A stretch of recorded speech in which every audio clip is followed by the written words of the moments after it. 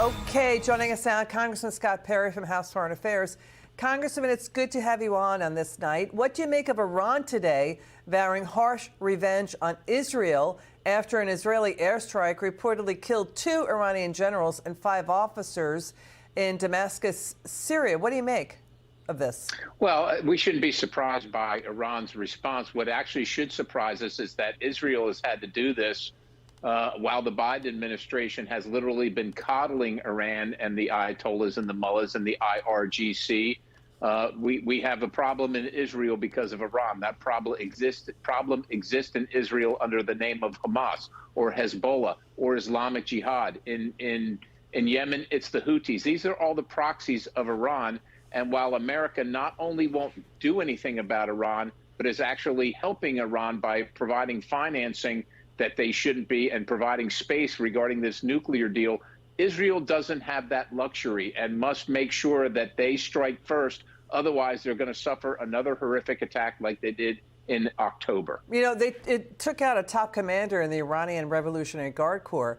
So they're saying this appears in, in Iranian newspapers and media. They're saying this is an escalation of Israel's targeting of Iranian military officials and their allies in Syria. I mean, the chief spokesman for Israel's army said Iran directed a drone attack on a naval base in southern Israel. What do you think? Well, I think that we can predict this again from Iran. It's propaganda. Let's remember that Israel continues to have to respond to Iran, and Iran wasn't done through Hamas on October 7th. They're not done now, and Israel has vowed, and rightly so, any other country would be right to do the same thing. They're not going to wait until Iran or its proxies slaughter thousands of its people. They just simply cannot wait, and they're not going to. So I think that this kind of activity, unfortunately, can be expected as long as the Ayatollahs and Iran and the militaristic viewpoints of the IRGC continue to prevail in the region. Unless Iran is checked, this is going to continue. Congressman, moving on to this story, it's about the Havana syndrome.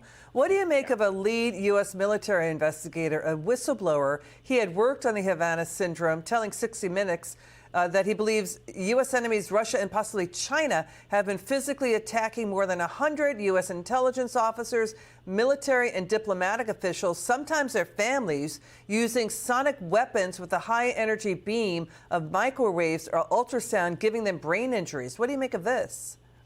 Well, it happened in Cuba, right? That's why we call it Havana syndrome or Havana syndrome. But does anybody really believe that the Castro regime in its current form has the wherewithal to come up with something that the United States can't identify and can't counter? So it's right to believe that whether it's Russia or whether it's China or whether it's both of them working in collaboration. Let's remember that China operates Lourdes, the largest and the biggest collection operation on the planet, right from Cuba into the United States of America.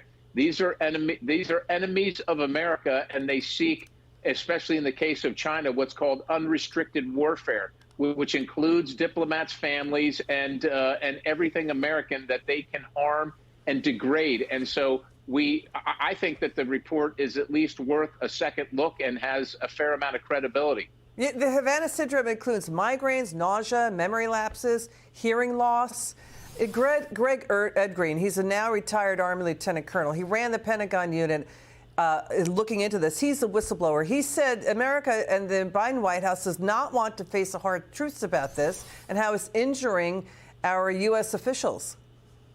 Yeah, well, let's remember that many people reported having these issues, and then we were generally told it was all in their heads and that this never happened. The people that have been affected by it, they certainly don't believe that. And unfortunately, this is a case where I think the track record of United States intelligence agencies being truthful with the American citizens is in question. Got it. And so I think that we ought to pursue this report and see how far it goes. Congressman Perry, thank you so much for joining us tonight. It's good to see you.